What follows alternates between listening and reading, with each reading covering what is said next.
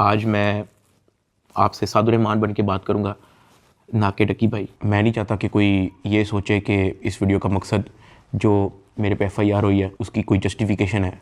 I am simply here to apologise. मेरे किसी भी कंटेंट से अगर आज तक कोई भी नेगेटिवली इम्पैक्ट हुआ है, मैं उस चीज़ के लिए माफ़ी मांगता हूँ। मेरी हमेशा से सिर्फ यही इंटेंशन रही है कि मैं लोगों को एंटरटेन करता रहूँ और कुछ ना कुछ जो है वो मैं नया लाता रहूँ। लेकिन मेरे अनजाने ना अनजाने में अगर मेरे से कोई कंटेंट कभी ऐसा पोस्ट हुआ है जिससे कोई नेगेटिवली इम्पैक्ट हुआ है, या कोई प्रमोशन ऐसी हुई है जिससे कोई नेगेटिवली इम्पैक्ट हुआ है, मैं उस चीज़ के लिए पूरे कौम से माफ़ी मांगता हूँ। Let the court handle. मैं लीगली इस मैटर को एंड तक देखूँगा। मैं कोर्ट्स के साथ पूरी तरह कोऑपरेट करने को रेडी हूँ और कर रहा हूँ। मैं इदारे के साथ पूरी तरह कोऑपरेट करूँगा और जो भी जज साहब मेरे केस का फ़ैसला लेंगे मैं वो कबूल करूँगा। मेरा और मेरी फैमिली का जो 3.5 माह का एक्सपीरियंस है, मैं सिर्फ वो बताने आया हूँ। 16 अगस्त 2025 को जब मैं सो के उठता हूँ तो मैं बड़ा एक्साइटेड होता हूँ, क्योंकि हमने अपने दोस्त वगैरह मेहमान बुलाए होते हैं। हमने अपने घर में दावत रखी होती है। मेरे सब दोस्त आते हैं, बड़ा इंजॉय करते हैं, हम खाना शाना खाते हैं, गपशप लगाते हैं। मेहमान चले जाते हैं, उसके बाद मैं और रूब पैकिंग में लग जाते हैं, क्योंकि हमें मलेशियन गवर्नमेंट का एक इवेंट है, उधर से इन्वाइट आया होता है कि डकी भाई आप आएँ, हमारे लिए कुछ वीडियोस वगैरह बनाएं। पूरे पाकिस्तान से उन्होंने एक मेल और एक फ़ीमेल को चुना है, जिसके अंदर मेल में उन्होंने मुझे चुना है। बाकी कंट्रीज़ से भी उन्होंने एक मेल एक फ़ीमेल इनवाइट किए हुए थे और मैं बड़ा एक्साइटेड था कि पूरे पाकिस्तान के अंदर से उन्होंने एक बंदा चूज़ करना है और उन्होंने मुझे चुना। मैं बड़ा ऑनर फील कर रहा। हमने बड़ी जल्दबाजी में पैकिंग की, क्योंकि मेहमान आए होते हैं, हमें टाइम नहीं मिलता और मुझे नहीं पता था कि जब हम पैकिंग करके अपने घर से निकलेंगे तो मेरी ज़िंदगी का सबसे मुश्किल वक्त शुरू हो जाएगा। मेरे वहमो गुमान में भी नहीं था कि मेरे साथ क्या होने जा रहा है। हम जब पैकिंग करके सामान गाड़ी में रखते हैं, गाड़ी हमारी एयरपोर्ट की तरफ चल पड़ती है। एयरपोर्ट पहुंचते हैं, हम सामान अपना अनलोड करते हैं। रात के 9 बजे के करीब हमारी फ़्लाइट होती है। हम काउंटर पे जाते हैं और हमें अपना बोर्डिंग पास मिल जाता है। उसके बाद जहाँ पे इमिग्रेशन होनी होती है, जहाँ पे आपके पासपोर्ट पे एग्जिट स्टैंप लगती है, हम जब वहाँ पे पहुँचते हैं तो वो मेरे से पूछते हैं कि आप पे कोई FIR तो नहीं है। Miss Evans said goodbye to the maids 3 days ago. She moved, changed schools. She even transferred her legal guardianship. What?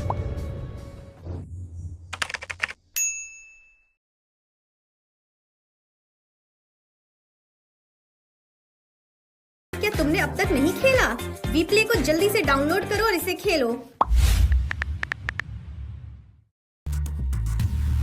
मैंने कहा नहीं। कहता आपका साइबर क्राइम में कोई इशू है क्या? मैंने कहा नहीं। कहते आप हमारे साथ आ जाएं। मैं और रूब एक दूसरे की तरफ देखते हैं कि ये क्या हो गया। हम किसी को ऑन टाइम ज़्यादा इन्फॉर्म ही नहीं कर पाते हैं। मैंने ज़िया को सिर्फ मैसेज कर दिया है कि ये इस तरह से इशू हो गया है, तो शायद हम फ्लाई ना कर पाएँ, तो आप प्लीज़ गाड़ी जो है वो एयरपोर्ट ले आओ और हमें यहाँ से पिक कर लो। हमें लगा कि शायद हमें बस सिर्फ फ्लाई नहीं करने देंगे और हम घर जा सकेंगे। 5-10 मिनट के बाद इमिग्रेशन वाले हमसे हमारे मोबाइल ले लेते हैं, कहते हैं कि इसको एयरप्लेन मोड पर लगा दें और रूब की तरफ वो इशारा करते हैं कि अगर आप जाना चाह रही हैं मलेशिया तो आप जा सकती हैं। रूब ने कहा नहीं, अगर साथ मेरे साथ जा रहा है तो मैं चले जाती हूँ, वरना मैं इधर ही ठीक हूँ। शायद ये मेरी गलती ही, मुझे उसको जाने देना चाहिए था, क्योंकि उसके बाद जिस चीज़ से मेरी फैमिली ने गो थ्रू किया है, मैंने यही रिग्रेट किया कि मुझे रूब को मलेशिया भेज देना चाहिए था। इमिग्रेशन वाले हमें एक रूम में बैठाए थे। मैं और रूब बस आपस में गपशप लगा रहे होते हैं कि कोई नहीं कल चले जाएंगे, कोई नहीं दोबारा टिकट करा के परसों चले जाएंगे, इवेंट भी 2 दिन के बाद है, कल चले जाएंगे। हम आपस में यही डिस्कस कर रहे थे। बिल्कुल मेरे अंदर इतना सा भी वहम गुमान नहीं था कि असल में इशू क्या है। 1 घंटे के बाद इमिग्रेशन वाले आते हैं, वो कहते हैं कि आ जाए हमारे साथ। एयरपोर्ट के बाहर NCCI की टीम आई होती है, मुझे वो हथकड़ी लगाते हैं, मेरी गाड़ी में बैठा देते हैं। अरूब कहती है कि मैंने भी साथ आना है। मैंने उसको कहा नहीं, तुम घर चली जाओ, मुझे नहीं पता क्या सीन है, मैं हैंडल कर लूँ। वो गाड़ी भी चल पड़ी थी, गाड़ी सीधा चलेगी NCCI ऑफिस गुलबर्ग। इस वक्त यूट्यूबर डकी भाई की गिरफ्तारी का हर तरफ चर्चा है। डकी भाई को लाहौर एयरपोर्ट पर उस वक्त गिरफ्तार किया गया जब अब इन्होंने मुल्क जा रहा था। NCCI लाहौर ने मारूफ यूट्यूबर सादुर्रहमान उर्फ डकी भाई के खिलाफ मुख्तलिफ इल्जामात के तहत मुकदमा दर्ज कर लिया। साइबर क्राइम एजेंसी ने यूट्यूबर साद उर्फ डकी भाई के खिलाफ मुकदमा दर्ज कर लिया है। मशहूर यूट्यूबर डकी भाई कल रात से गिरफ्तार है। पाकिस्तान के सबसे मशहूर यूट्यूबर डकी भाई एक बार फिर बड़ी मुश्किल में फंस गए हैं। मुल्जिम को गुज़श्ता रात लाहौर एयरपोर्ट से गिरफ्तार किया गया था। यूट्यूबर डकी भाई बड़ी मुश्किल में, हुक्म जारी, मदाहों के लिए बुरी खबर। डकी भाई, डकी भाई, डकी भाई, डकी भाई, डकी भाई, डकी भाई, डकी भाई।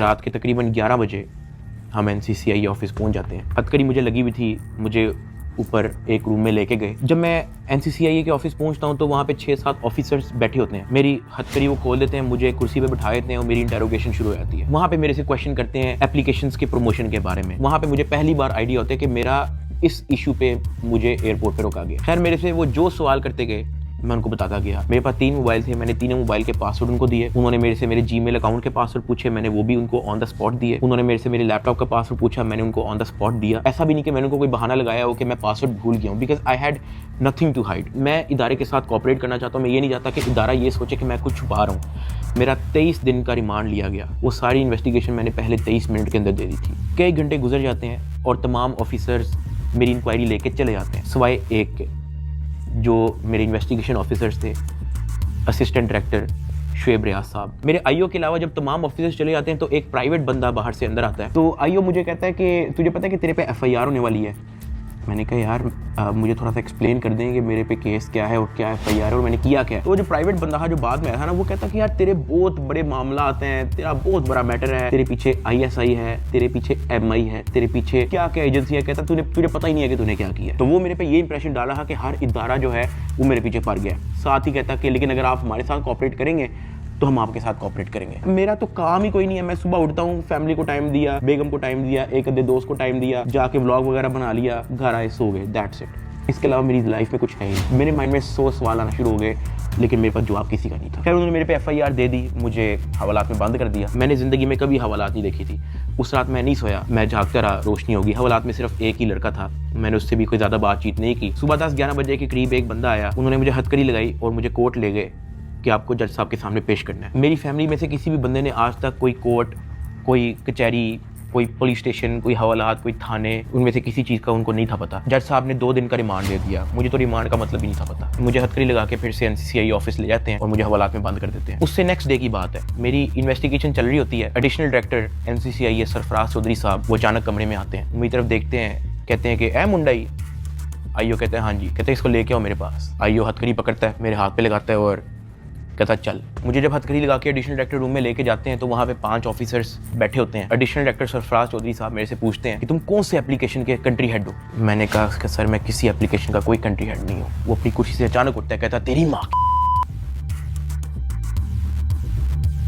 किधर से आता है पैसा तेरे पास। मैंने कहा सर मैं यूट्यूबर हूँ, मेरे 8 मिलियन सब्सक्राइबर हैं, उधर एडसेंस अभी मैं बात कर ही रहा होता हूँ। कहता है कि तुम मेरे वतन अजीज के बच्चों को खराब कर रहे हो, क्या करता है तुम्हारा बाप। मैंने कहा जी यूनिवर्सिटी के अंदर प्रोफेसर हैं। तो कहता तुम इतने क्यों हो।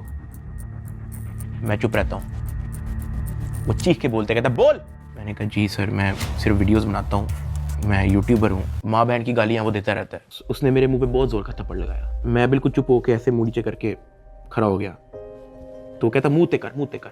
अभी मैंने मुंह पर किया नहीं था। वो जोर से चीख के कहता मुँह ते कर। अभी मैंने वो मुँह पर किया ही था, उसने मुझे दूसरा थप्पड़ लगाया। मैं वहाँ पे बड़ा हेल्पलेस फील कर रहा कि यार मेरे से ऐसा क्या हो गया। मैं भी ये सोच ही रहा था, उसने मुझे तीसरा थप्पड़ लगाया। मुझे माँ बहन की गालियाँ दी जा रहा है। मैं अपना मुँह नीचे करके खड़ा हुआ हूँ तो मेरे थप्पड़ इधर लगता है, फिर वो कहता मुँह पर कर, फिर मेरा थप्पड़ इधर लगता है। वो मारी गया जब तक उसका दिल नहीं भरा। मैंने तो गिने भी नहीं है कि उसने मुझे थप्पड़ कितने मारे हैं। फिर वो मुझे कहता कि अपनी टांगे बैंड कर। मैंने अपनी टांगे बैंड कर ली। कहता हाथ ऊपर कर। मैंने अपना हाथ ऊपर कर ली। वो घर में एक वीडियो कॉल लगाता है जो एक बच्चा रिसीव करता है जिसकी एस्टिमेटेड तकरीबन एज होगी 7 साल। एक हाथ में सिगरेट होती है।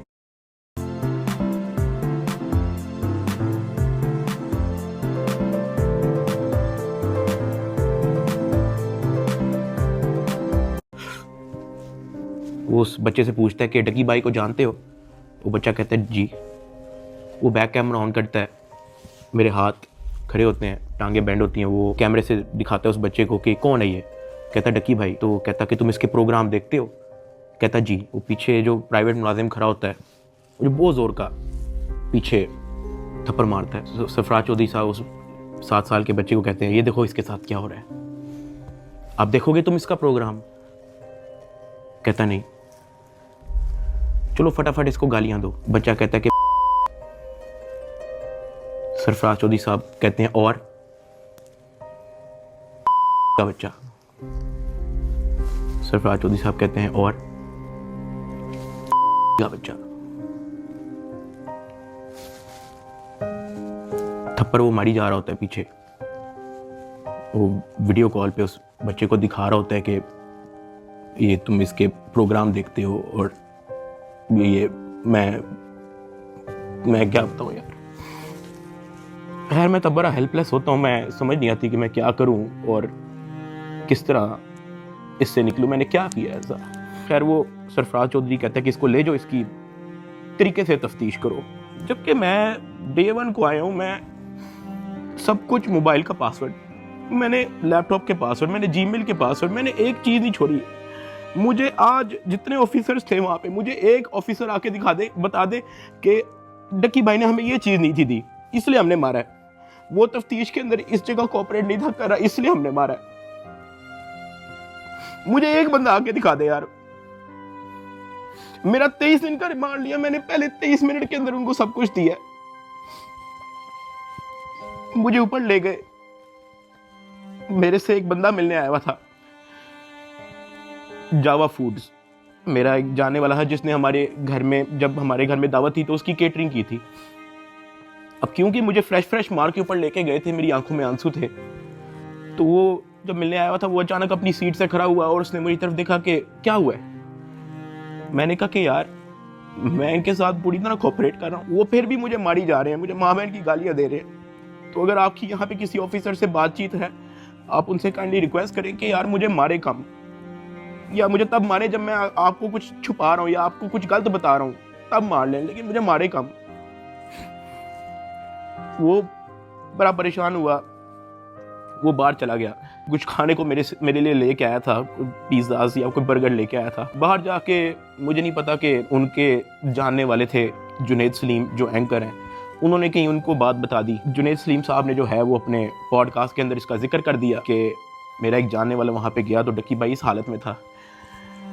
तो जुनैद सलीम साहब ने जो है वो इस चीज़ का पॉडकास्ट दे दिया। ज़ेरे हिरासत जब डक्की भाई थे तो कुछ लोग उनसे मिलने गए, तो उन्होंने कहा कि आप पिज़्ज़ा खाएंगे, तो डक्की भाई जवाब में उनके पाँव पड़ गया जो उनसे मिलने आए थे, और बिलक बिलक के रोने लगा और कहने लगा पिज़्ज़ा को छोड़े, उनसे कहे मुझे मारें कम। ये नहीं कहा कि मुझे ना मारें, मगर मुझे मारें कम, बहुत मार रहे हैं। जो फिर मेरे लिए अंदर प्रॉब्लम हुई, मुझे फिर इस बात पे डांट पड़ी कि मैं आगे बात आउट कर रहा हूँ। खैर मैंने फिर डिसाइड किया कि मैंने अब बोलना ही नहीं, मुझे जितना मर्जी मारे, मैंने किसी को नहीं बताना। मुझे हवालात में वापस बंद कर दिया इन्होंने। थप्पड़ किसने मारा था? थप्पड़ वो एहलकारों ने मारा था। थप्पड़ वो एडिशनल डायरेक्टर ने भी मारा था, मैं आपको बताता हूँ जी। डक्की भी आगे बताएगा कि मुझे चपेड़े किसने मारी थी, और वो बेचारा एक बात कहता था कि यार मुझे मारो ना, मैं कॉपरेट तो कर रहा हूँ, मुझे मारो ना। जब इसको पेश करने लगे थे डक्की को, तो भाई वो आपको बताया था कि मैं इसको थप्पड़ मार के लाया हूँ। हाँ, तो वो थप्पड़ मार के लाए, वो मारते थे इसको। अब मैं आपको बताना चाहूँ कि इस पूरी इन्वेस्टिगेशन के दौरान ये जो असिस्टेंट डायरेक्टर शुएब रियाज जो मेरा इन्वेस्टिगेशन ऑफिसर था, उनका जो फ्रंटमैन था, उसको सिर्फ इस काम के लिए रखा हुआ था कि वो मेरे से पैसों की डिमांड करे। उसने तब मेरे से पूछा कि यार तू बेवकूफ़ है। मैंने कहा क्या हुआ है? कहता यार तेरे पीछे आने वाला कोई नहीं। मैंने कहा यार मेरी फैमिली कभी इन चक्करों में पड़ी नहीं है। तो कहता नहीं तू बेवकूफ़ है, तुझे समझ नहीं आ रही कि मैं क्या कह रहा हूँ, तुझे अपना मसला नहीं हल करना। मैंने कहा नहीं मुझे नहीं समझ आ रही आप क्या कह रहे हैं। कहता कि तेरा कोई दोस्त पीछे आने वाला, कोई तेरा भाई, कोई तेरा आउट ऑफ कंट्री कोई दोस्त रहता हो, कोई तेरे पीछे आने वाला नहीं। मैंने कहा कि मेरी तो बातचीत ही नहीं है किसी से, तो मैं किसको क्या कहूँ। तो कहता कि ये जो तेरा आईओ है ना, सारी गेम इसके हाथ में, इसने जो लिखना है तेरे साथ वही होना है, तो तू अगर इसके साथ ताउन करेगा तो तेरा मसला हल हो जाएगा। मैंने कहा मैं समझा नहीं आपकी बात। कहता कि भाई लगता है तुझे सारा पैसा कब्र में लेके जाना है, पैसे आप फिर कमा लोगे, आप अपना मसला हल करो। मैंने कहा मैं इन चक्करों में कभी भी नहीं पड़ा, मुझे नहीं पता कि क्या पैसे कितने लगते हैं, क्या होता है, मुझे नहीं पता, आप मुझे बताओ आप कहना क्या चाह रहे हो। कहता कि तेरा जो मसला है ना वो 7-8 के अंदर हल हो जाएगा। पहले मुझे लगा कि कोई 7-8 लाख की बात कर रहा है कि कोई 7-8 लाख के अंदर मेरा मसला हल हो जाएगा। मैंने कहा 7-8 लाख? कहता नहीं तू लाखों में ही रही। मैंने कहा 7-8 करोड़? कहता तो और। मैंने कहा इतने तो मेरे पास है ही नहीं, मेरे रिसेंटली कुछ बहुत ज़्यादा खर्चे हुए हैं, मैंने आगे भी बहुत सारी मेरी स्पेंडिंग है, मेरे 100 और काम है, मेरे पास नहीं है। कहता बस फिर तो इधर ही पड़ा रहा है। मुझे वहाँ से आइडिया हो गया कि इस बंदे का काम सिर्फ और सिर्फ मेरे से पैसे मांगना है। जब मैं NCCI की कस्टडी में था, आप लोगों ने शायद 3,26,000 USDT की बात एडिशनल डायरेक्टर के पॉडकास्ट में सुनी होगी। 3,20,25,000 USDT वो इसके डिजिटल वॉलेट में से हमने अनर्थ करके कोर्ट ऑफ लॉ में सबमिट कर दिए। हमने इसके डिजिटल वॉलेट में से वो अपने वॉलेट में जो सरकार का होता है उसमें अनर्थ करके प्रॉपर उसको फर्द मकबूजगी बनाकर कर दिया। ये बहुत बड़ी अचीवमेंट है। उन्होंने दर्जनों पॉडकास्ट दे के ये बताया कि 3,26,000 USDT जो है वो हमने इससे बरामद कर लिए हैं। अब मैं आपको उसकी असल स्टोरी बताता हूँ कि वो क्या है। हवाला से मुझे इन्वेस्टिगेशन के लिए लेके जाते हैं कोई शाम के 7 बजे के करीब। आइयो मुझे कहता है कि अपना बाइनेंस का अकाउंट खोल। मैं अकाउंट खोल देता हूँ। मेरे अकाउंट के अंदर कुछ ट्रेड चल रही होती है जो मेरी सारी लॉस पे गई होती है, क्योंकि उस दौरान बिटकॉइन नीचे गया हुआ था। वो सारी ट्रेड मेरी लॉस में क्लोज करता है, मेरी फ्यूचर्स की ट्रेड सारी लॉस में क्लोज करता है, मेरा पर्सनल नुकसान करता है, सारे टोकन जो मेरे पास डॉज, बिटकॉइन, इथीरियम, मेरे पास दर्जनों टोकन और पड़े हुए थे, वो सारे क्लोज करके उसको यूएसडीटी में खुद कन्वर्ट करता है और वो कहता है कि ये यूएसडीटी ट्रांसफर कर। मैंने कहा सर इसकी क्या वजह है, आपने मेरा पर्सनल लॉस भी कर दिया है। कहता है कि तुझे अपना मसला हल करना है या नहीं करना। मैंने कहा कि सर लेकिन ये 3,26,000 यूएसडीटी आपने ट्रांसफर क्यों करना है? जो भी आपकी इन्वेस्टिगेशन है आपके सामने, अकाउंट मैंने आपको दे दिया, उसका जीमेल मैंने आपको दे दिया, पासवर्ड मैंने आपको दे दिया, आपने ट्रांसफर इसको क्यों करना है? कहता है तुझे जितना कह रहे हैं उतना कर। मेरी 15 मिनट उनके साथ बहस चलती रही कि सर ये पैसे ज्यादा हैं, मुझे आप थोड़ी सी इसकी एक्सप्लेनेशन दे दें ताकि मैं मेंटली रिलैक्स रहूं, मुझे थोड़ा सा बता दें कि ये ट्रांसफर आपके पास क्यों करना है। वो मुझे आगे से ये कहता था कि यार लगता है तुझे अपना मसला हल करने का शौक नहीं है। बीच में उसने मुझे बहाने लगाने शुरू कर दिए, यार क्योंकि तू हमारी कस्टडी में है कि तेरा अकाउंट की हैक ना हो जाए, जब तू यहाँ से फारिग होगा तू मुझे बता दी, मैं तुझे सेंड कर दूंगा। आईओ ने मुझे इस तरह की कहानी सुनाई शुरू कर दी। उसने मुझे एक अपना वॉलेट एड्रेस दिया, उसने कहा कि ये सारे पैसे इस पे ट्रांसफर कर। इसने मेरे से जबरदस्ती मेरा फेस आईडी, मेरा ऑथेंटिकेटर सारा लगा के इसने मेरे से जबरदस्ती 3,26,000 यूएसडीटी, जिसकी पीकेआर के अंदर वैल्यू बनती है 9 करोड़ पाकिस्तानी रुपया। अब जिस अकाउंट में उसने ट्रांसफर किया, क्या वो एफआईए का अकाउंट था? नहीं। क्या वो एनसीसीआईए का अकाउंट था? नहीं। क्या वो पंजाब हुकूमत, सिंध हुकूमत या किसी केपी की हुकूमत या किसी भी गवर्नमेंट के इदारे की हुकूमत का अकाउंट था? नहीं। क्या वो नैब का अकाउंट था? नहीं। क्या वो स्टेट बैंक का अकाउंट था? नहीं। क्या वो कोई ऐसा अकाउंट था जो कोर्ट की तरफ से जिसकी अप्रूवल मिली हो?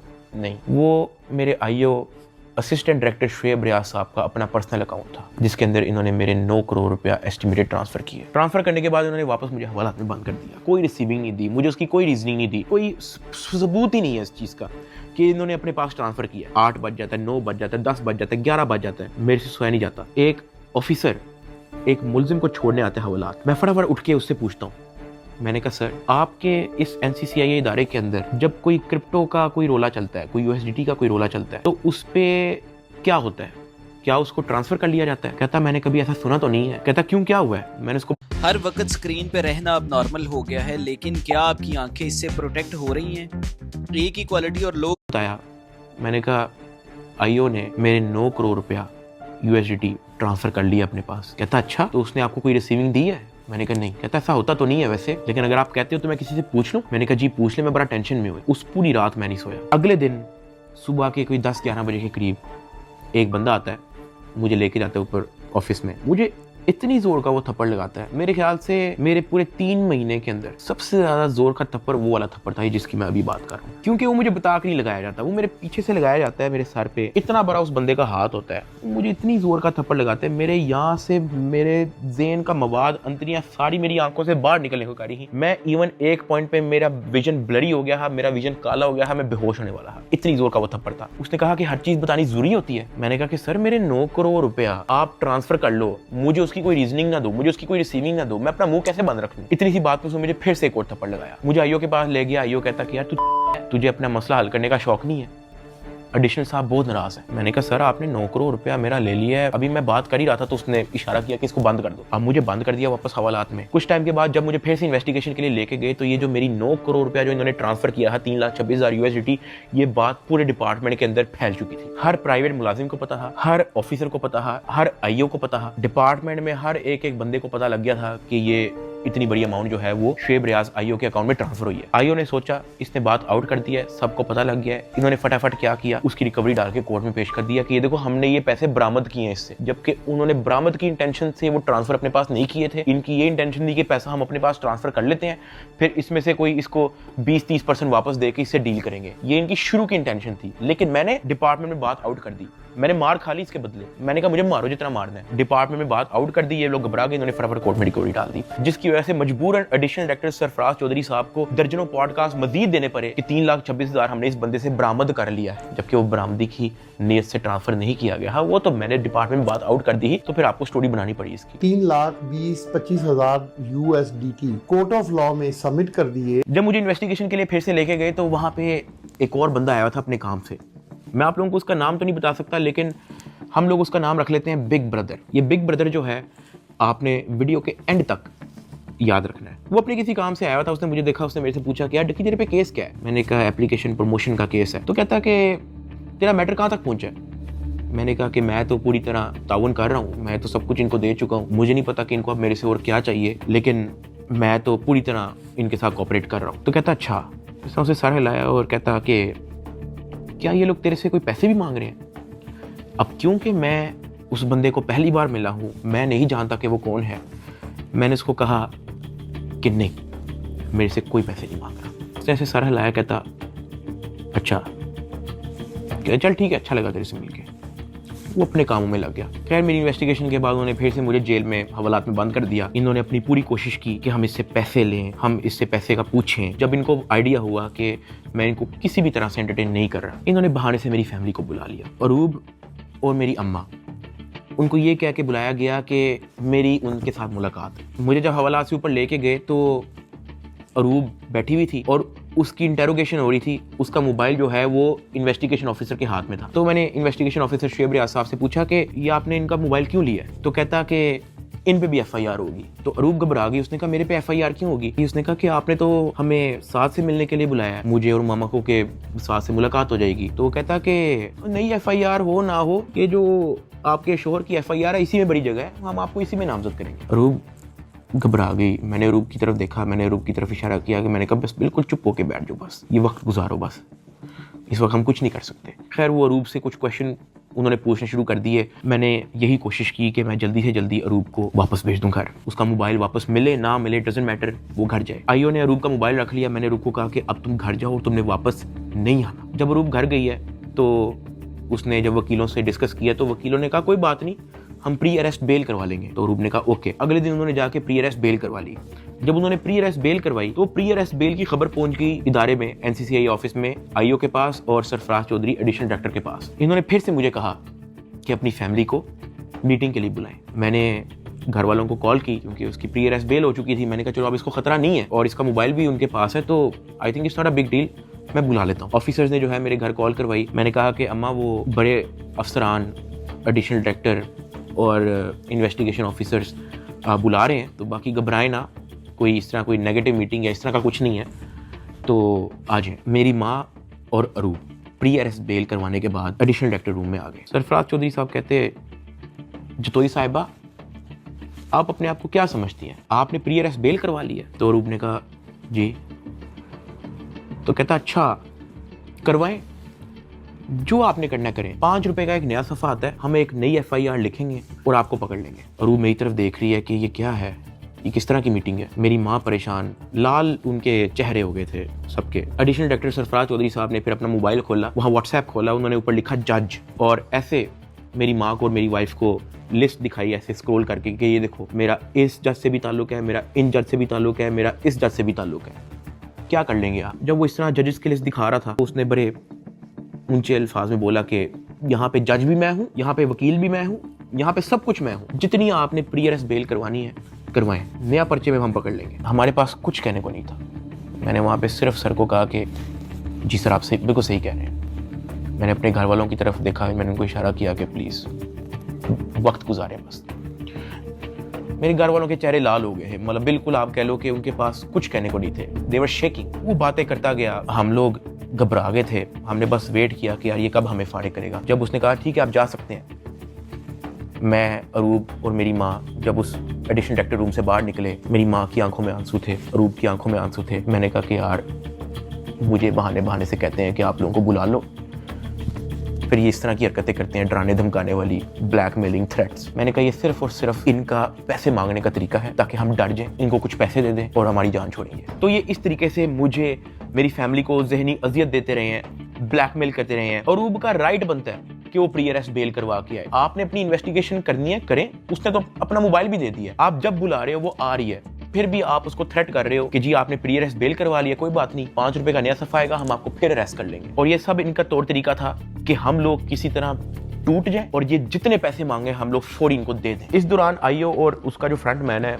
जब उनको पता लगा कि मैं और मेरी फैमिली किसी भी तरह से इनको एंटरटेन नहीं कर रही, कोई पैसों के मामले में लिफ्ट नहीं करवा रही, तो इन्होंने मेरे एक दोस्त से बात की और उस दोस्त को कहा कि इसको मुझे आके कहो कि ये पैसों से मसला हल होगा। उसकी जो भी गपशप हुई मेरे दोस्त ने वापस आके बताई, कहता कि ये पैसे ही मांग रहे हैं। मैंने कहा यार इस तरीके से मेरी फैमिली को ब्लैकमेल कर रहे हैं, इस तरीके से मुझे टॉर्चर कर रहे हैं, ये लोग चाहते क्या है? वो ये कह रहे हैं कि अरूब को हम पर्चे में नामजद ना करें और उस पर कोई नया पर्चा ना दें और उसको अरेस्ट ना करें, उसका वो 1 करोड़ रुपया मांग रहे हैं। मैंने कहा भाई इन्होंने मेरा बैंक अकाउंट ब्लॉक कर दिया, इन्होंने मेरी USDT भी अपनी जेब में डाल ली। मेरे अब्बा जी का बैंक अकाउंट ब्लॉक है, मेरी अम्मा जी का बैंक अकाउंट भी इन्होंने ब्लॉक कर दिया है, अरूब का बैंक अकाउंट इन्होंने ब्लॉक कर दिया है, जिया का बैंक अकाउंट इन्होंने ब्लॉक कर दिया है, इवन मुनीब जो अंडर 18 है उसका बैंक अकाउंट भी ब्लॉक कर दिया है। कहानी यहाँ पे ख़त्म नहीं हुई। मेरे दादा अब्बू जिनका मैंने आज तक व्लॉग में जिक्र नहीं किया, आज तक उनकी अपीयरेंस नहीं हुई, 80 साल एंड अबव की उनकी उम्र है, उनका बैंक अकाउंट भी ब्लॉक कर दिया। मेरे पास 1 टका नहीं है इनको देने के लिए। सॉरी। उसने मेरी बात सुनी, कहता अच्छा। उसने एज इट इज जब ये बात आईओ को बताई, आईओ आगे से इसको कहता कि इन्हों दे कोल 40-50 करोड़ रुपया सैट नहीं पढ़ाऊंगा। मेरे दोस्त ने एज इट इज मुझे ये बात आके बताई। अब क्योंकि मेरी फैमिली ऐसे मेंटल टॉर्चर से गुजर चुकी थी, जब मेरे दोस्त ने ये बात मेरी फैमिली को बताई, मेरी फैमिली ने घबरा के कहा कि प्लीज आप किसी और से बात कर लें, अगर वो हमें लोन दे सकता है, कोई उधार हमें दे सकता है तो दे दे। मेरे दोस्त ने इवन मेरे एक और दोस्त से भी बात की, उसने मना कर दिया, कहता यार हम नहीं कर सकते, 1 करोड़ पे बहुत ज्यादा है। मेरे दोस्त ने फिर आईओ से बात की, आईओ कहता कि हम 60 लाख से नीचे नहीं लेंगे, अरूब की हद तक, अभी हम डकी की बात नहीं कर रहे। ये बात जब उसने मुझे आके बताई, मैंने कहा मेरे पास है ही नहीं 60 लाख, या मेरे पास 60 रुपए नहीं है, सब कुछ इन्होंने ले लिया। अगले दिन मेरी कोर्ट में पेशी थी, मेरा रिमांड लेने के लिए जब कोर्ट में गए तो मेरी फैमिली वहाँ पे आई हुई थी। उन्होंने मेरे से खुशबू सिर्फ महकती नहीं है, बल्कि it defines your personality and it makes you feel more confident. एक ऐसा कॉन्फिडेंस जो सिर्फ आप। हाथ जोड़ के, रंग उनके उड़े हुए थे, कहा कि साद जो कह रहे हैं इनको प्लीज दे दो। अरूब कांप रही थी, कहती कि मुझे पकड़ लेंगे, मुझे पता भी नहीं है कि इनको कैसे हैंडल करना है, मुझे नहीं पता कि आगे मेरे साथ ये लोग क्या करेंगे, प्लीज ये जो मांग रहे हैं दे दो। जब मैंने उनकी शक्लें देखी फैमिली की, मैंने कहा ठीक है, लेकिन मेरे पास 60 लाख रुपए वाकई में नहीं है, आप किसी से बात कर लें। मेरे मामू आउट ऑफ कंट्री रहते हैं, वो ऑस्ट्रेलिया से फ्लाई करके आए हैं, जो हमने इनको ये सारी कहानी बताई है। मेरे एक मामू इधर पाकिस्तान में होते हैं, वो भी आए हैं, उनसे हमें उधार लेना पड़ा कि प्लीज़ हमारी हेल्प कर दें, हमारा ये मसला है, हमें 60 लाख रुपया उधार चाहिए। उन्होंने 60 लाख रुपया हमें कैश अरेंज करके दिया, वो कैश हमने इन लोगों को पहुंचाया। इनको पैसे जो है मेरे भाई ने भिजवाए थे, मुझे तो पता भी नहीं था कि इनको पैसे पहुंच गए हैं या वो मेरे मामू ने दिए हैं, ये सारी बातों का मुझे बाद में पता लगा। जब इनको पैसे पहुंच चुके थे, अगले दिन मुझे एडिशनल डायरेक्टर सरफराज चौधरी साहब ने मुझे फिर से कहा कि आप अपनी फैमिली को, अगर आपने मीटिंग करनी है तो आप बुला लें। मैंने कहा जी ठीक है, मैंने अपनी फैमिली को बुला लिया और तब एडिशनल डायरेक्टर साहब का रवैया मेरी फैमिली के साथ टोटली चेंज हो चुका था। वहाँ से मुझे आइडिया हुआ कि it was never about the case, it was always about the money. वो मेरी फैमिली से बड़े अच्छे से बात कर रहे हैं, मुझे आइडिया हो गया कि इनको शायद पैसे पहुंच चुके हैं। वो इवन कमरे से चले भी गए थे, उन्होंने कहा कि अगर आपने अपनी कोई प्राइवेट बात करनी है तो आप कर लें। जब वो कमरे से गए हैं तब मेरी माँ ने, अरूब ने, मेरे भाई ने सारी कहानी बताई कि किस तरह से मेरे मामू ने उधार 60 लाख रुपया दी है इस सारी कार्रवाई के लिए। मैंने अपनी माँ से माफ़ी मांगी, मैंने कहा यार आई एम सॉरी कि मेरी वजह से इतना कुछ करना पड़ रहा है सबको। कहती कोई बात नहीं, अल्लाह पाक देख रहा है, ओके। खैर मेरी फैमिली को 5-10 मिनट दिए हैं मेरे से बात करने के लिए और वो चले गए। अब तक मेरा 16-17 दिन का रिमांड हो चुका था, इतना लंबा रिमांड होता नहीं है। अभी वीडियो में कुछ टाइम पहले मैंने आपको कहा था कि बिग ब्रदर एक बंदा आपने याद रखना है। ये बिग ब्रदर इस बार फिर से NCCI ऑफिस आता है, लेकिन ये इस बार मेरे से मिलने आता है। वो मेरे से पूछता है कि किधर तक पहुंचा तेरा केस। मैंने कहा कि सर मेरी तरफ से तो मैं सब कुछ दे चुका हूँ, मुझे नहीं पता कि इनका क्या इरादा है। उसने मेरे से पूछा कि यार इतना लंबा तेरा रिमांड क्यों हुआ है। मैंने कहा सर नो आइडिया, जबकि मैं इनको सब कुछ दे चुका हूँ। इनके पास मेरे सारे मोबाइल हैं, इन्होंने मेरी वाइफ को भी नामजद किया है, सारे ईमेल पासवर्ड लिए हुए हैं, सब कुछ इनके पास है, ये फिर भी मेरा रिमांड डिमांड करते हैं। कहता अच्छा, तो इन्होंने पैसों की बात की है तेरे से, क्योंकि मैं उस बंदे पे उस तरह से ट्रस्ट नहीं था करता। मैंने कहा नहीं, इन्होंने मेरे से कोई पैसों की बात नहीं की।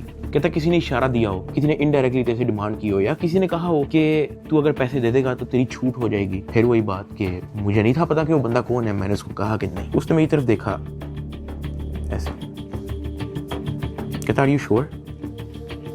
मैंने कहा जी। इवन उससे मुझे एक पॉइंट पे बड़े गुस्से से देखा, कहता कि देख ले अगर कुछ ऐसा है तो तू मुझे बता सकता है। फिर वही बात आ गई क्योंकि मैं उसको जानता नहीं था। मैंने कहा नहीं ऐसा कुछ भी नहीं है सर। कहता ठीक है, वो चला गया। मेरा 23 दिन टोटल रिमांड हो चुका था। जो मैं आप लोगों को ये भी बताता चलूँ कि NCCI की हिस्ट्री में इतना लंबा रिमांड नहीं हुआ। इवन एक पॉइंट पे मैं इतना तंग आ गया था इनसे कि मैंने खुद ही जज साहब के सामने कहा कि सर मैं चाहता हूं कि ये लोग अपनी तसल्ली पूरी कर लें, इन्होंने जो मेरी इन्वेस्टिगेशन करनी है करें, अगर ये रिमांड मांग रहे हैं इनको रिमांड दे दें। मैं इतना तंग आ गया था, मैंने जज साहब के सामने खुद ही बोल दिया कि यार रिमांड ले लें मेरा। 23 दिन रिमांड के बाद भी इन्होंने 30 लाख रुपया मेरी फैमिली से मुझे जुडिशियल करने का लिया। मतलब NCCI ऑफिसर्स ने मुझे जेल भेजने के भी मेरी फैमिली से पैसे लिए। खैर मैंने अपने दोस्त को कहा कि यार ये आईओ से पूछो कि अब क्या इसने मेरे साथ करना है। कहता कि मैंने बात की है, वो ये नहीं कह रहा कि अब आपकी बेल करवानी है, वो ये कह रहा है कि हमने 4 पर्चे मजीद रेडी किए हैं, वो 4 पर्चे हम डकी भाई पे ना दें, उसका 1.5 करोड़ रुपया वो मांग रहे हैं, जिसमें से एक पर्चा इन्होंने कोई लड़की रिलेटेड रखा हुआ है। और जब मैंने ये सुना मैं बर्बाद, मैं टूट चुका था।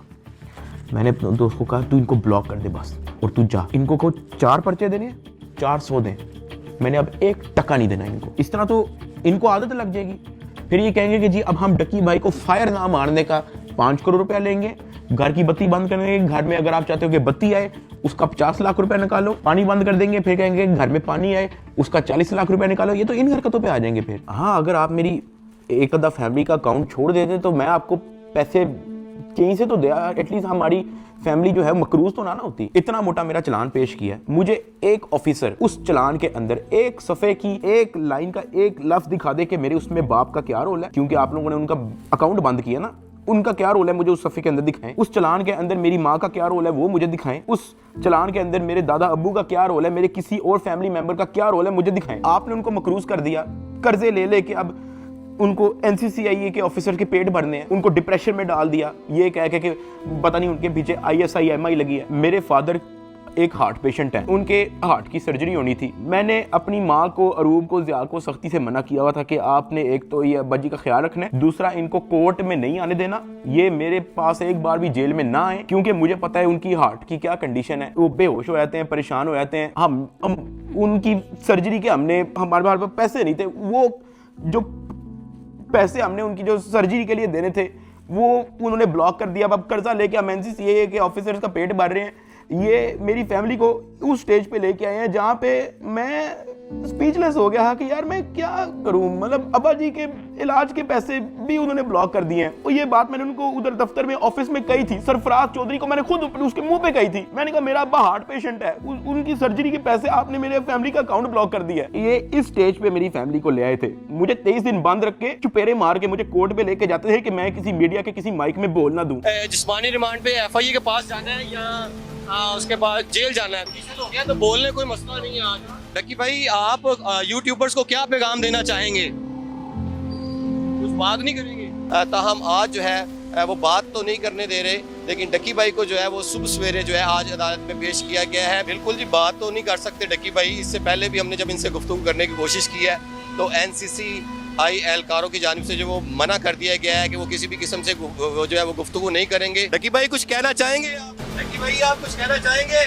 भाई कुछ तो बोलिए। इन्होंने तो मना नहीं किया आपको, आप लॉयर्स ने मना किया कि भाई सारी तो आपने तहकीकात के बारे में आपने ताउन किया, उसके बावजूद क्यों ही कहा जा रहा है आपको? मेरी गिरफ्तारी के 23वें दिन जब मुझे जज साहब के सामने पेश किया तो फाइनली मैं जुडिशल हो गया। जुडिशल का मतलब यह है कि अब मैं जेल चला जाऊंगा। जज साहब ने ऑर्डर लिख के दिया कि हमने बंदा जुडिशल कर दिया। अब जुडिशल करके कोर्ट से बंदा डायरेक्ट जेल नहीं जाता, कोर्ट से एक बार NCCA ऑफिस वापस आता है, वहाँ पे उसके कुछ पेपर्स रेडी होते हैं, उसके बाद उसको जेल भिजवाया जाता है। तो जब मैं कोर्ट से NCCA ऑफिस वापस आया, वही बिग ब्रदर उधर मौजूद था। उसने मेरी तरफ देख के कहा डकी तेरे से पैसे किसने लिए? मेरा दिल इधर मुंह में आ गया। मैंने कहा यार ये मेरे साथ क्या हो रहा है। अब क्योंकि उसने मेरे से डायरेक्ट पूछा कि तेरे से पैसे किसने लिए हैं, उसने मेरे से ये भी नहीं पूछा क्या तेरे से कोई पैसे ले रहा है, उसने मेरे से कहा कि तेरे से पैसे किसने लिए। मैंने कहा कि जी ये शुएब रियाज और उसकी टीम ने, इन्होंने जो है वो पैसे ऊपर हायर अफसरान को भी पहुंचाने हैं। कहता अच्छा कोई डिटेल है तेरे पास? मैंने कहा कि सर मैं तो इनके साथ हवालात में था जेल में, सेल में,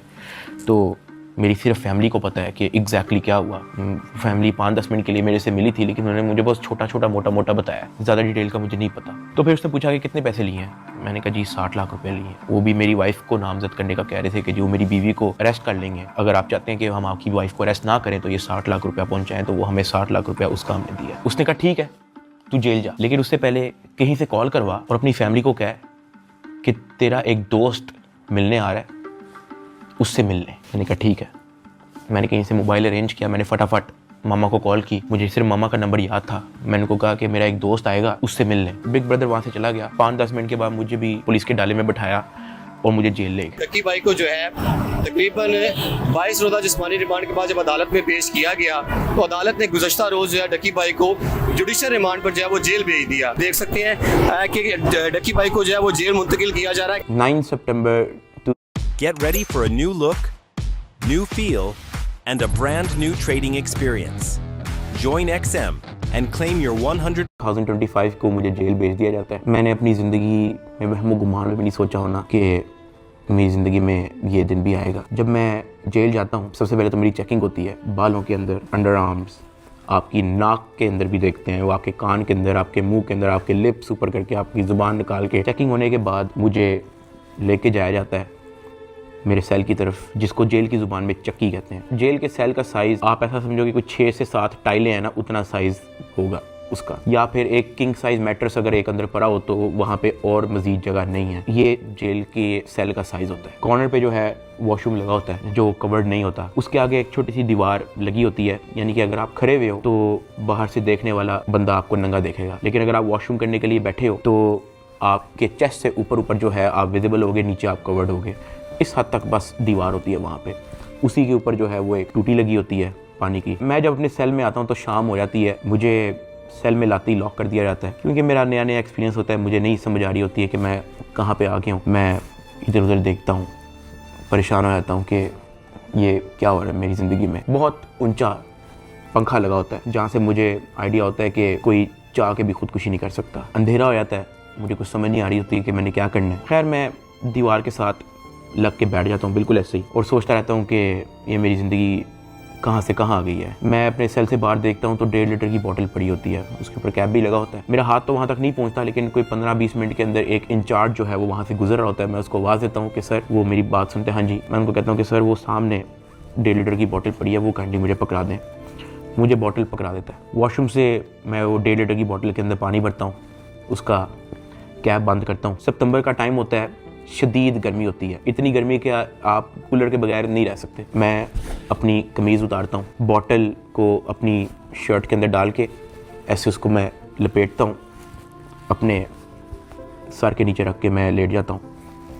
2 दिन मेरे ऐसे ही गुजरे। जेल के एक्सपीरियंस में मैं ज़्यादा डिटेल में बात नहीं करूँगा इस वीडियो में, मैं वो फिर कभी आप लोगों को एक्सपीरियंस बताऊँगा। 3 दिन मैं उस सेल में रहा, मुझे किसी ने नहीं बुलाया, किसी ने कोई आवाज़ नहीं दी। तीसरे दिन एक ऑफिसर आता है और उसके हाथ में एक चिट होती है। वो चिट की तरफ देखता है, वो कहता है साधु रहमान की रही। मैं अपना हाथ करा करता हूँ कि जी सर। मैं कहता आजा तेरी मुलाकात आई है। वो फीलिंग ही बड़ी अजीब सी थी कि आपको किसी ने पूछा है, आपसे बात की है किसी ने, और इससे पहले मुझे पता ही नहीं था कि मुलाकात क्या होती है। खैर उसने मुझे मेरे सेल से निकाला, मुझे एक जगह पे ले गया, और 3 दिन बाद मैंने किसी अपने को देखा। मेरी माँ, अरूब और ज़िया वहाँ पे खड़े हुए थे, लेकिन मैं उनको मिल नहीं सकता था, उनको गले नहीं लग सकता था, मैं उनको सलाम नहीं कर सकता था, क्योंकि हमारे दरमियान में शीशा लगा हुआ था। उनकी तरफ एक लैंडलाइन पड़ा हुआ था, एक लैंडलाइन मेरी तरफ पड़ा हुआ था, और उस लैंडलाइन में ही आप बात कर सकते हो। मैंने ज़िंदगी में इतना बेबस फील नहीं किया। एक लैंडलाइन उनकी तरफ पड़ा होता है, एक लैंडलाइन मेरी तरफ पड़ा होता है। एक तरफ से अरूब फ़ोन उठाती है, दूसरी तरफ से मैं फ़ोन उठाता हूँ, और वो कहती है क्या हाल है। मैंने कहा मैं ठीक हूँ। उसके आगे वो कुछ नहीं बोलती। 2 मिनट मैं भी चुप रहता हूँ, 2 मिनट वो भी चुप रहती है। अचानक कहती है कि साद ये क्या हो गया ये सब। मैंने कहा रूप मुझे नहीं पता, मुझे नहीं पता, मेरे पास किसी चीज़ का जवाब नहीं है। ऐसे ही हमारी बात हो रही थी, अचानक ज़िया अरूब को कहता कि मैंने बात करनी है साद से। मैंने कहा हाँ करवाओ।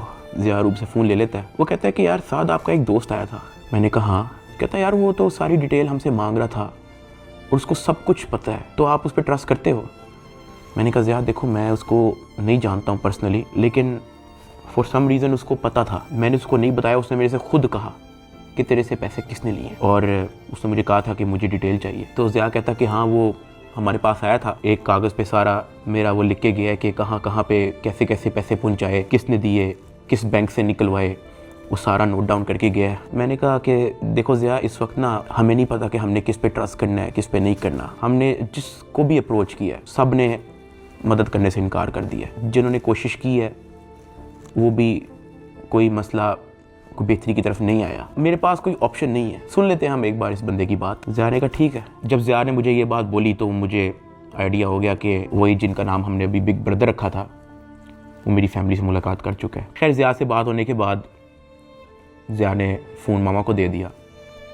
मामा भी रो पड़ी, गपशप हो रही ही। साथ उन्होंने कहा था कि ये जो आपका दोस्त आया है, कहता कि आप मेरी भी माँ है, आपको कुछ नहीं होगा, आपने अब 1 भी रुपया किसी को नहीं देना, बस जो आप लोगों ने दे दिया है उसकी मुझे डिटेल दे बस। खैर वही 15-20 मिनट होते ही हैं वो फ़ोन बंद हो जाता है। ना मुझे मामा की आवाज़ आ रही होती है, ना मेरी आवाज़ उन तक जा रही होती है। तो मुझे रियलाइज़ होता है कि मेरा वक्त ख़त्म हो गया है। वहाँ का एक इंचार्ज मुझे मेरे सेल में वापस छोड़ देता है। मैं वापस उसी जगह पे आया था। वक्त के साथ साथ जेल में अपने आप को एडजस्ट किया, मेंटली एक्सेप्ट किया कि भाई तू अब इधर ही है। 10 दिन गुजर गए। 10 दिन के बाद एक इंचार्ज फिर से आया चिट लेके, कहता सादुर रहमान के रही। मैंने कहा जी सर मैं।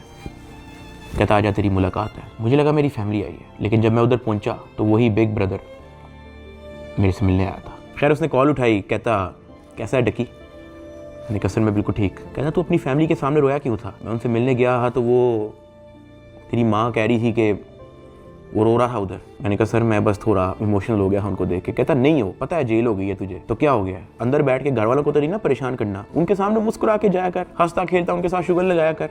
क्या मैं बिल्कुल ठीक हूँ, अंदर बड़ा मज़ा आ रहा है। मैंने कहा सर वो हो जाता है, मैं तो कोशिश करता हूँ कि मैं उनको कोई टेंशन ना दूँ, लेकिन चेहरे पे बंदे के लिखा आया था। कहता खैर मैं गया उस दिन तेरे घर, माँ जी बहुत परेशान थी, मैंने उनको तसल्ली दी है, तुझे मैं सिर्फ ये बताने आया हूँ कि तू तगड़ा रहे। फिर उसने मुझे कहा कि अगर आने वाले कुछ टाइम के अंदर अगर तुझे कोई न्यूज़ तेरे रिलेटेड सुनने को मिलती है तो पैनिक नहीं होना और अंदर किसी से कोई बात शेयर नहीं करनी। कोई पूछे कहना मुझे इल्म नहीं किसी चीज़ का, और अपनी फैमिली को भी कह दे कि किसी चीज़ को लेके पैनिक नहीं होना। अगर कोई प्रेशराइज करने की कोशिश करे, कोई कॉल करे, कोई अप्रोच करे, जस्ट इन्फॉर्म अस। साथ मैंने उनको ये भी बताया कि जब मैं NCCI की कस्टडी में था तो वो मुझे कहते थे कि आपके पीछे MI लगी हुई है। तब उसने मुझे कहा कि जिन लोगों का नाम लेके आपसे पैसे ले रहे हैं ना, मैं उस इदारे से हूँ। फिर उसने मुझे बताया कि ये बात जब मुझे पता लगी तो हमने अपने हायर अथॉरिटीज़ को भी इन्फॉर्म किया, तो let me and my team handle it. तूने अंदर किसी से कोई बात नहीं करनी, अपनी फैमिली से ज़्यादा कोई बात नहीं करनी, सिर्फ उनका हाल चाल पूछ और रोना धोना बंद कर, उनके सामने शुगर लगा, हंस मुस्कुरा, कह के बड़ा मज़ा आ रहा है अंदर, जो बुरा वक्त था वो चला गया, अब बस तू वक्त काट। फिर मैंने उसको बोला कि सर वो जो एडिशनल डायरेक्टर सरफराज चौधरी साहब हैं वो मुझे रिमांड के दौरान कहते थे कि मैं तेरी हाई कोर्ट तक बेल रोकूंगा। तो उधर बिग ब्रदर कहता कि छोड़ दे, कुछ नहीं होगा। ये गर्मी से बचाती हैं। वेट, गर्मी? कौन सी ऐनक होती है जो गर्मी से बचाती है? उसके बाद वो हुए जो किसी ने वहमो गुमान में भी नहीं सोचा था। ये मुकदमा दर्ज करवाने वाला कोई और नहीं बल्कि डिप्टी डायरेक्टर सरफराज चौधरी है, जिसने डकी को गिरफ्तार किया और उसको दुनिया का सबसे बड़ा मुजरम बनाकर पेश किया। इस डायरेक्टर को आज सस्पेंड कर दिया गया है। Additional director national cyber crime investigation agency Lahore हैं सरफराज चौधरी साहब, उन्हें जनाब सस्पेंड कर दिया गया है। पूरी तैयारी है NCCI की डकी की बेल कैंसिल करवाने। डकी भाई के खिलाफ कार्रवाई करने वाले NCCI के अहलकार ऑफिसर सरफराज चौधरी साहब को मुअत्तल कर दिया गया है। उसके बाद वो चीज़ें हुई हैं, वो चीज़ें हुई हैं जो मैंने अपने वहमो गुमान में भी नहीं सोचा था। मैं जब 23 दिन रिमांड में था, मैं इतना मायूस हो गया था, मैं अल्लाह पाक से भीख मांगता था कि या अल्लाह मुझे रास्ता दिखा, या अल्लाह मुझे इस झंझट से निकाल दे, या अल्लाह सब कुछ तेरे सामने है, मैं किसी जोगा नहीं, मेरी फैमिली किसी जोगे नहीं, हम फंस चुके हैं, हम गीदड़ों में फंसे हुए हैं, या अल्लाह मुझे यहाँ से निकाल दे। मैं हाथ जोड़ के भीख मांगता था। मैं हवालात में एक गंदे से कमरे में बैठ के मैं भीख मांगता था कि या अल्लाह तू सब देख रहा है, तेरे सामने हो रहा है सब कुछ, मेरे लिए कोई तो दरवाजा खोल, मुझे कोई रास्ता दिखा, मैं कहाँ जाऊँ। NCCI अफसरान की गिरफ्तारी पर मुकदमा यूट्यूबर डक्की भाई की अहलिया अरूब जतोई की मुद्दत में दर्ज किया गया। डक्की भाई की फैमिली से रिश्वत लेने का ये मामला, NCCI के अफसरान का जिस्मानी रिमांड मंजूर। अरूब जतोई ने दरखास्त दी है national cyber crime investigation agency के 8 अफसरों और 1 फ्रंटमैन पर। ये हो क्या रहा है? बैटिंग एप्स को रोकने वाले ही बैटिंग ऐप के जरिए पैसे मंगवा रहे हैं। मुकदमा डक्की भाई की अहलिया अरूब जतोई की मुद्दत में दर्ज किया गया। 12 लोग हिरासत में हैं FIA के। अफसर शुएब रियाज और सरफराज चौधरी, उन्होंने रिलीफ के नाम पर अरूब जतोई से रिश्वत मांगी। पर 90 लाख रुपए की रकम बतौर रिश्वत वसूल की गई। वो लोग जिनके कंधों पे निजाम की हिफाजत की जिम्मेदारी रखी गई थी, वो ही खुद इस निजाम में नकब लगाने लगे। जो तफ्तीशी थे आज वो मुलजिम के रूप में अपने ही इदारे के सामने जवाबदेह हैं। 7 अफसरान ने ओहदों से इस्तीफा दे दिया। तो 90 लाख रुपए रिश्वत लेने के केस में NCCI के एडिशनल डायरेक्टर समेत 6 अफसरान का जिस्मानी रिमांड मंजूर कर लिया गया है। अरूब जतोई इस बात पर डट गई हैं कि NCCI अफसरान जिन्होंने उनसे रिश्वत ली है इनको नहीं छोड़ेंगी। जिन ऑफिसर्स ने मेरी फैमिली को मेंटल ट्रॉमा से गुजारा, जिन ऑफिसर ने मेरी फैमिली को मेंटली टॉर्चर किया, जिन ऑफिसर ने मुझे बेवजह मारा, मैं उनसे भीख मांगता गया कि यार मुझे ना मारे, मुझे फिर भी मारते गए। जिन ऑफिसर्स ने बच्चे को वीडियो कॉल करके मुझे उससे माँ बहन की गालियां दिलवाई, अगले दिन उन सब की खबर आ गई कि वो सब गिरफ्तार हो गए। और ये जो 100 दिन की कैद थी, जब मुझे किसी किस्म की कोई उम्मीद नहीं थी नजर आती, मैं कभी कभी अल्लाह पाक से कहता था कि अल्लाह तू मेरी क्यों नहीं सुन रहा।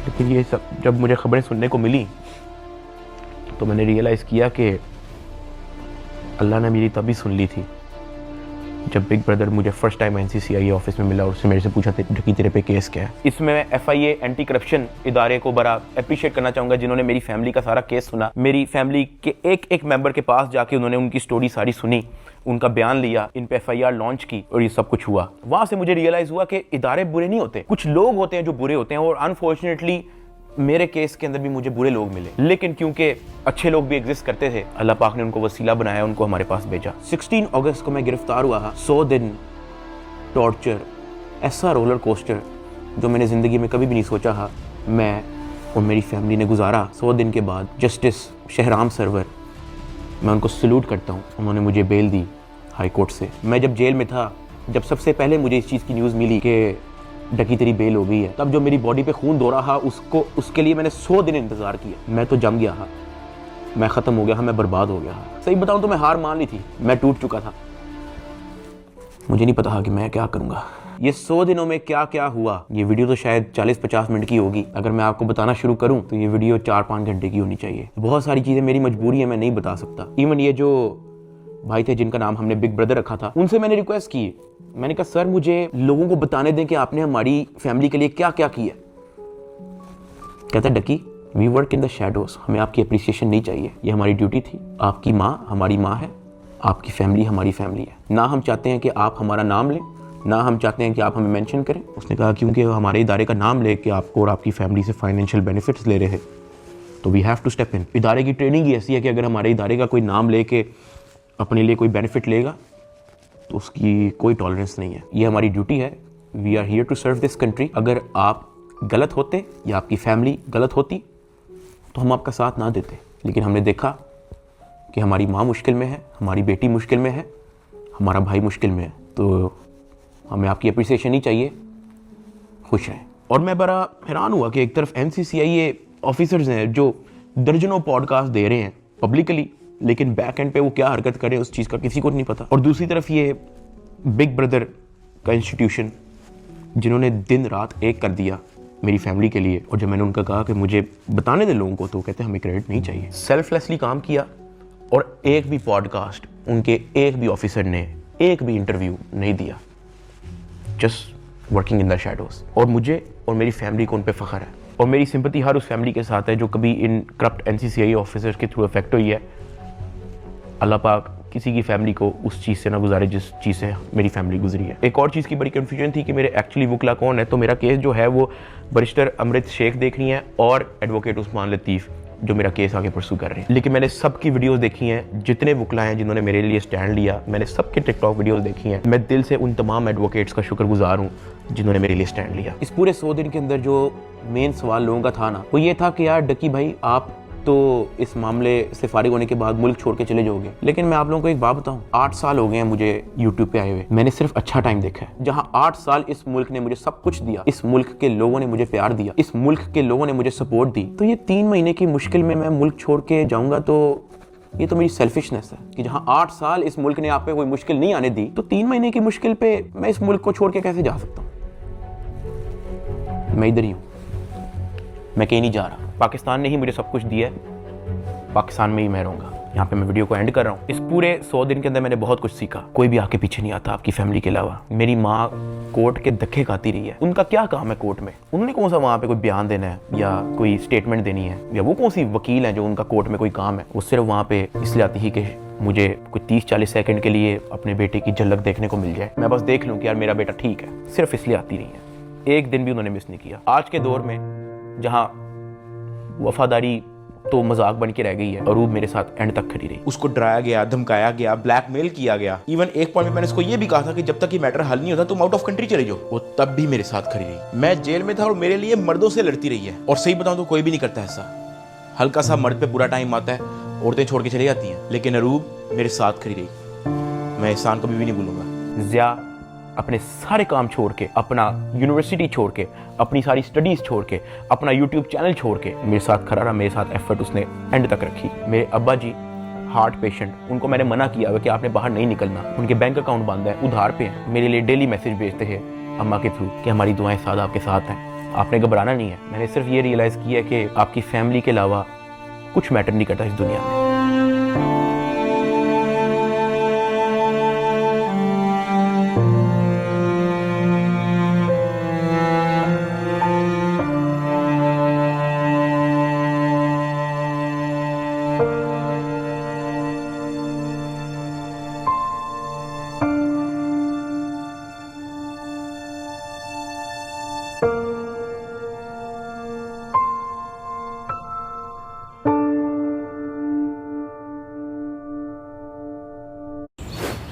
Booking.com ऐप पर अपने लिए बेहतरीन होटल खोजें। और मुझे पता है कि मैं इस वक्त स्टेज पे नहीं हूँ कि मैं किसी का नाम ले सकूँ, लेकिन I want to thank field marshal Asim Munir sahab and director general of military intelligence, जिन्होंने इतनी प्रोफेशनलिज्म दिखाई और मेरी फैमिली को इस करप्ट माफिया से निकलने में मदद की। और ये जो बिग ब्रदर जिनका मैंने जिक्र किया है, मैं तो जेल में था, मेरी फैमिली को कुछ भी नहीं पता था। जब जब उनको कोई परेशानी होती ही, जब जब उनको कोई सवाल होता था, जब उनको किसी चीज़ की टेंशन होती ही, ये जो बिग ब्रदर हैं ये और इनकी टीम हमेशा उनके लिए अवेलेबल रही है। और इस तरह का clean up operation in corrupt mafia के अगेंस्ट आज तक पाकिस्तान की तारीख में नहीं हुआ। और ये सब क्रेडिट जो है ये इंटेलिजेंस एजेंसीज को जाता है। और जैसे मैंने आपको कहा कि मैं आप लोगों को सब कुछ तो नहीं बता सकता, मैं अगर बताना शुरू करूं तो ये वीडियो कुछ 40-50 मिनट की नहीं, ये वीडियो कुछ 4 घंटे की होगी। वैसे भी आप लोग कहोगे कि ये झूठ बोल रहा है, ये तो कोई टॉम क्रूज की मिशन इम्पॉसिबल हॉलीवुड मूवी की स्क्रिप्ट बता रहा है। मैं बस यही कहना चाहता हूँ कि मैं और मेरी फैमिली हमेशा इनके शुक्रगुजार हैं। मैं आप सबको थैंक यू कहना चाहूँगा कि आप लोगों ने मुश्किल टाइम पे भी मेरा साथ नहीं छोड़ा। मैंने घर आके सोशल मीडिया देखा है, आप सबके कमेंट्स पढ़े हैं, मैंने आप सबकी वीडियोस, आप सबके एडिट्स मैंने देखे हैं। मुझे याद है गिरफ्तारी से पहले व्लॉग्स के अंदर मैं कहा करता था कि गाइस हमने 9 मिलियन सब्सक्राइबर्स करने हैं, लेकिन वो ख्वाब हमारा अधूरा रह गया। मैं गिरफ्तार हो गया, मेरे पास मेरा चैनल भी नहीं था, मैं जेल में था, मुझे लगा कि सब कुछ ख़त्म हो गया, this is the end, Ducky Bhai is no more, he is finished. अचानक एक इंचार्ज आता है, कहता है डकी भाई तेरे 9 मिलियन सब्सक्राइबर्स हो गए हैं, मुबारक हो। That is where I realised कि maybe this is not the end, Maybe this is start of something else. I want to appreciate every single one of you. मैं जिंदगी भर नहीं भूलूंगा आप लोगों का एहसान। अभी इस वीडियो में मैंने आप लोगों को बोला कि यार अगर मैं सब कुछ बताना शुरू करूं तो ये वीडियो 4-5 घंटे की हो जाएगी। और साथ मैंने आप लोगों को ये भी बोला कि मैं आप लोगों को कुछ लोगों का नाम नहीं बता सकता, तो हम उनका नाम बिग ब्रदर रख देते हैं। बट लेकिन समटाइम सब कुछ जानना जरूरी भी नहीं होता। मैं बाहर आ गया हूँ, यही बहुत है। जब मैं जेल से वापस आया तो मैंने बहुत सारे लोगों की कहानियाँ देखी। कोई पॉडकास्ट पे कुछ कह रहा है, कोई यूट्यूबर कुछ कह रहा है, कोई टिकटॉकर कुछ कह रहा है, कोई जर्नलिस्ट कुछ कह रहा है। और मैंने उन सबको देख के बस कहा कि यार किसी को कुछ भी नहीं पता, सबकी अपनी अपनी कहानी है और सब झूठ है। असल में क्या हुआ है वो मुझे पता है। And let that be a mystery. Pakistan जिंदाबाद, पाक फौज जिंदाबाद। अल्लाह हाफिज।